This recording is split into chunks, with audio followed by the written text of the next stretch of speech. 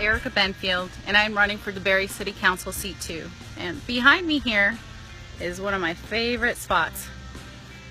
Very frequently I watch the sunset on the St. Johns River. We're called the River City for a reason. However, a couple months ago I realized the amount of garbage that is brought to the area. Some of you may have heard my son Caleb.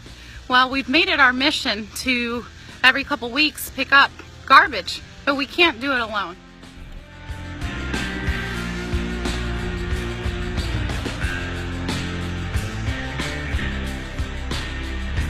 Florida Road. If you see behind me here, there's a lot of construction, and it looks very different than when I moved here several years ago. And it concerns me.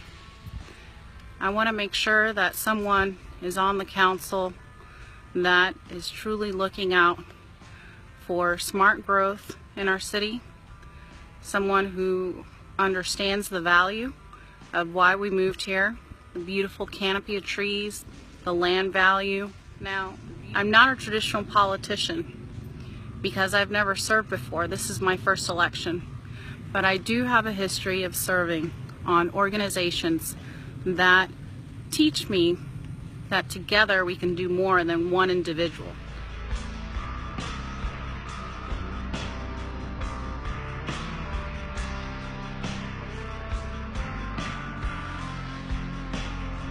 Where I've been able to prosper and learn, grow my small business. I was nominated for Business Over 5 years by the Hispanic Chamber of Metro Orlando. And it's the kind of awards that you don't pay for, the kind that you have to earn.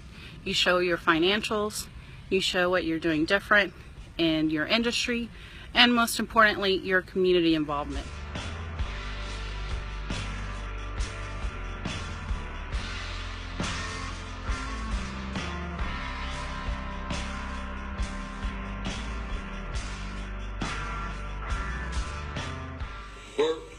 We're not obligated to do anything.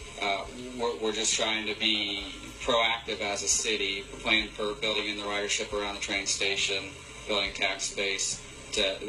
But like I said, it's really the county that's on the hook for covering this, not us. That's what I thought. So it's the county's responsibility when the Sunrail was added to determine what development there is. And the reason that I asked that is because I actually ride the Sunrail. My office is less than half a mile from the Lake Mary stop. And it's in downtown Lake Mary, and one of the reasons that I moved to DeBary several years ago was because of the Sunrail. So I am, and as far as being pro on the development around the Sunrail, that's how I moved to this town, and now I'm running for office. Imagine.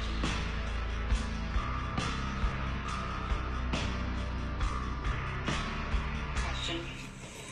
Under the potential cleanup help Sandra mentioned, there is a bill that was passed this January, SB 552. Some of the things that it states is update and maintain conservation land.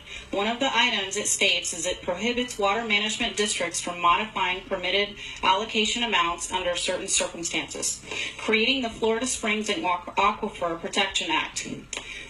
This bill will go into effect July of this year. So basically it's giving us the power to get that funding that you mentioned, Sandra.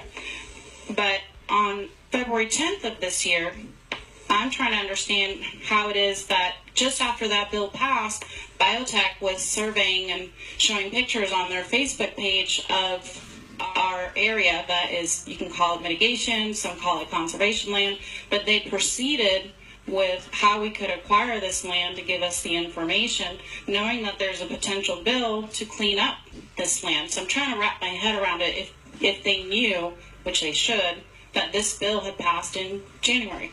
That's the next question. Do you know that? I do not know the answer of whether they knew about that bill or if there was a direct correlation. Does anybody know in this room? No. Okay.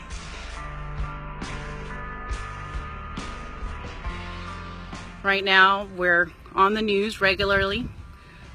We're voting to decide if the mayor, had violated our charter. There's a big divide in our town, and I want to help bring a sense of calmness. An individual that has serving experience with no single vendetta,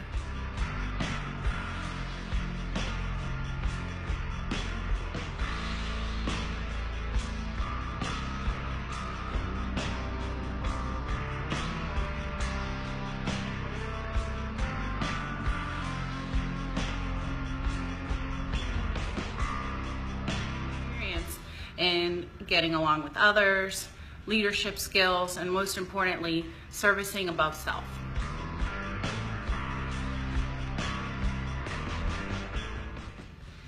Remember, this August 30th at the primary, vote Erika Benfield for DeBary City Council seat 2.